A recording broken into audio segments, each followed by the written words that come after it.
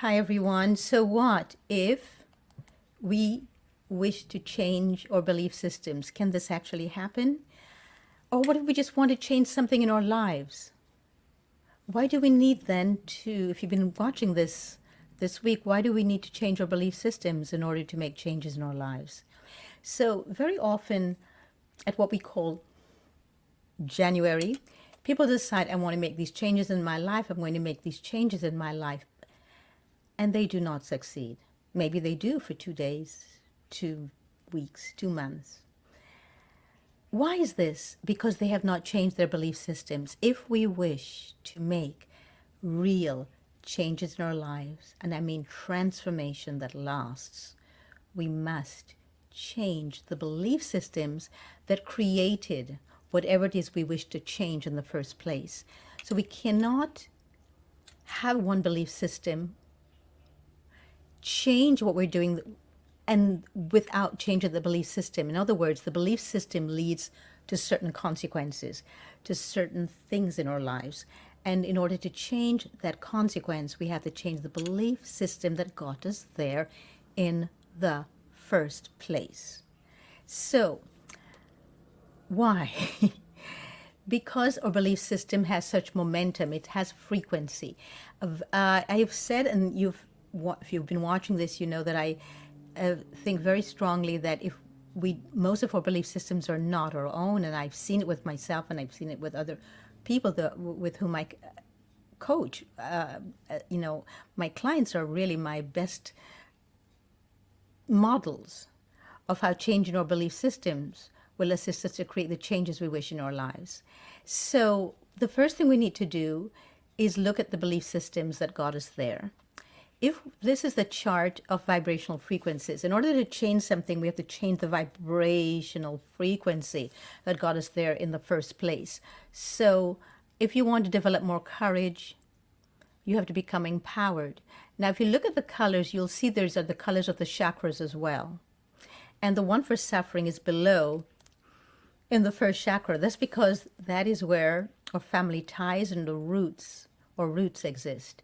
And so I'd like to quote my teacher, Thich Nhat Hanh, and I've done so before here in some of these elegant raw tidbits. I quote him on constantly in my own brain, my own head, because this is one of my belief systems. And he was talking about the Buddha. And he was talking about how the Buddha was teaching his disciples that pain is inevitable. It is inevitable, but suffering is not. So what is suffering? Suffering is when we take pain and we bring it to an altar and we make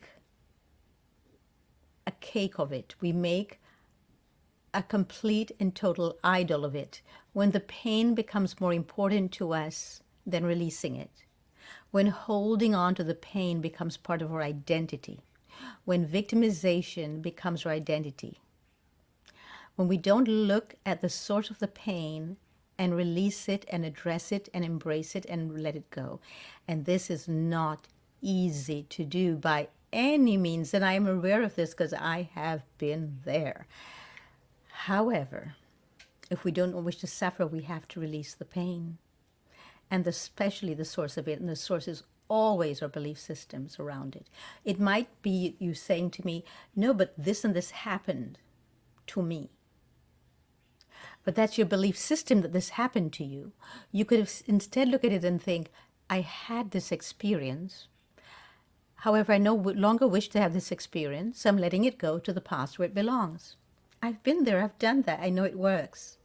So instead of thinking, but all these outside forces, they're stronger than I am, they're more powerful. No, they are not. The power that we have internally is so magnificent. It is so strong. It is so profound that there are no external forces that can match it.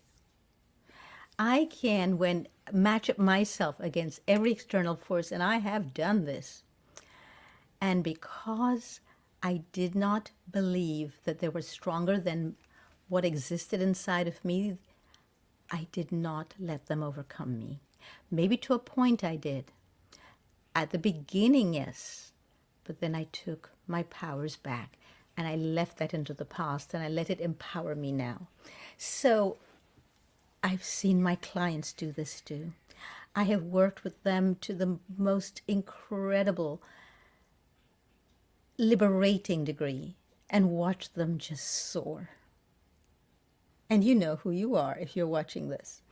So I want to commend everyone here who's listening to this, who has risen above some conflict or some deep pain in their lives and have come here now, reached a place where they can say it's in the past.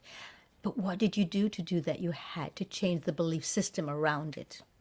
You had to let go of the pain so you would stop the suffering. It's in the suffering that we become disempowered. Let me put this chart up again. Look at this one with the suffering. What do you see there? Grief. Yes, some of us get stuck in grief. I'm not saying not to remember our loved ones or the people that we love so much and that we adored. Absolutely not. In fact, the opposite. But allow that to power you now. Allow the memory of them to power you. Celebrate them. Celebrate their presence in your life. Celebrate the time you had together. Celebrate the fact that they still exist within you. You might not see them, but energy is who we are.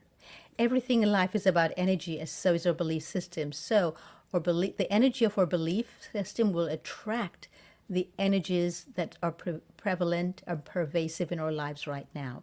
If you do not like something, change the energy around it, change the belief system that you have about it. That is what's going to liberate you. That is where you will find your powers.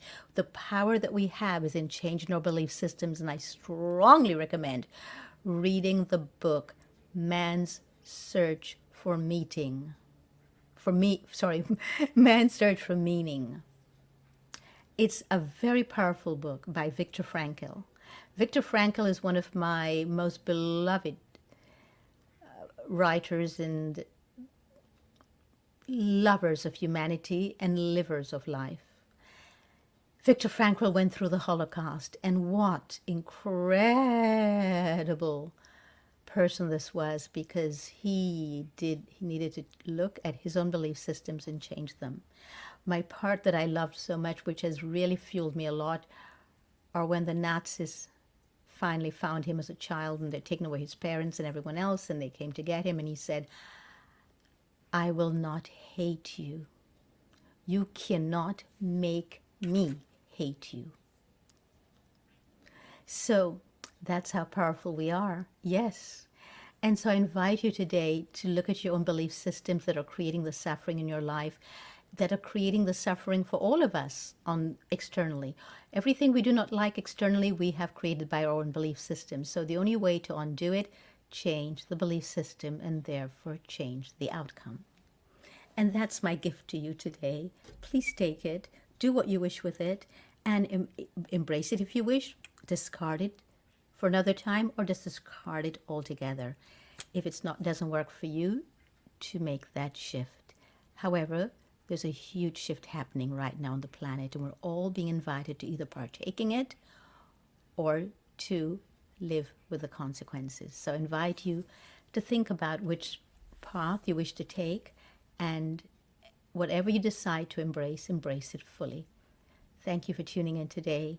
Please click on the subscribe button and the notification button, and write your own comments below of what belief systems you wish to let go of, how you intend to do so, how you wish to do so, and why. Thank you for sharing yourself with me today. I look forward to more with you on these elegantly raw tidbits.